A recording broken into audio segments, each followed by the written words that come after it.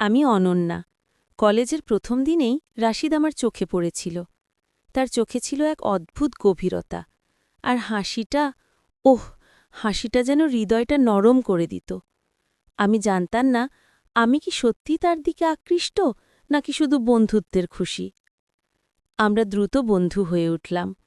প্রতিদিন একে অপরের ছোট ছোট গল্প শেয়ার করতাম। সুখে দুঃখে সব ক্ষেত্রে সে পাশে থাকত। কখনো কখনো আমার মনে হতো হয়তো সে বুঝতে পারে আমার অনুভূতি, কিন্তু কখনই মুখে বলতাম না। একদিন কলেজের বইয়ের দোকানে রাশিদ হঠাৎ বলল, অনন্যা, আমি আমি হেসে বলেছিলাম, আমি জানি তুমি কি বলতে চাচ্ছ। সেদিনের হাসিটা, তার চোখে সেই কম্পন, সব মিলিয়ে আমার হৃদয় ভরে গেল। কিন্তু আমাদের সুখ খুব দীর্ঘস্থায়ী হল না। হঠাৎই আমার পরিবার বিদেশে যাওয়ার সিদ্ধান্ত নিল।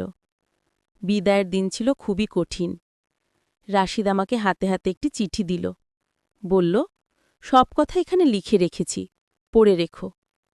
আমি চোখে জল নিয়ে বলেছিলাম, আমি চলে যাচ্ছি, কিন্তু হৃদয়ে তোমার জন্য সব সময় জায়গা রাখব।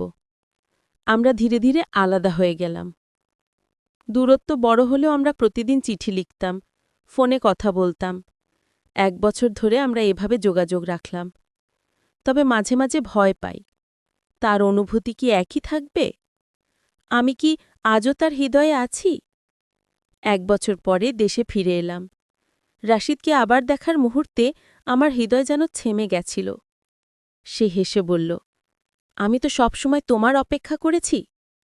আমি হেসে বললাম, আর আমি সবসময় তোমার জন্য অপেক্ষা করেছি। সেই মুহূর্তে বুঝলাম, সত্যিকারের ভালোবাসা দূরত্ব, সময় বা বাধায় হারায় না। আমরা ঠিক করলাম, যতই বাধা আসুক না কেন, একে অপরকে ছেড়ে দেব না। আমাদের ভালোবাসা ধৈর্য, বিশ্বাস আর অপেক্ষার পরিচয় হয়ে গেল।